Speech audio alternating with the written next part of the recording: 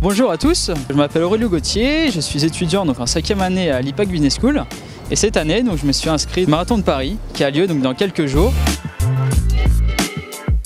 L'athlétisme, c'est comme tout sport, c'est l'école de la vie finalement. Ça nous permet d'avoir une certaine rigueur, une discipline, de l'engagement, toujours trouver de l'excellence. Ce qui me plaît dans la compétition, c'est l'adrénaline. Dans les grandes courses entre guillemets comme le Marathon de Paris, toujours chercher la performance, toujours l'excellence. Je tiens à remercier l'IPAC, ça fait déjà 2 ans qu'ils m'aident financièrement et autres afin d'arriver à cet objectif.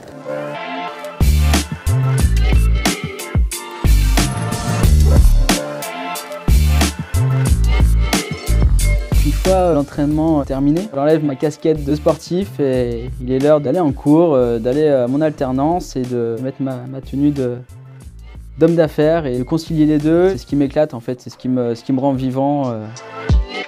En période marathon, c'est réveil le matin, 5 h. Ça pique un petit peu dès le matin, mais voilà, un petit entraînement le matin.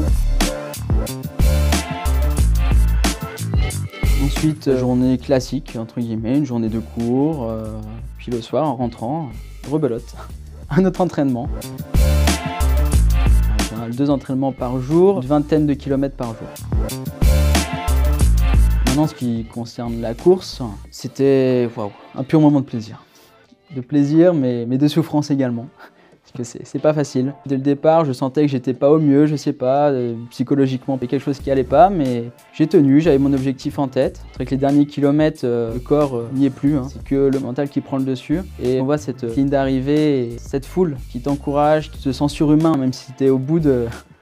tu peux plus rien faire d'autre, et c'était magique. J'ai la chance d'avoir un entraîneur qui me suit.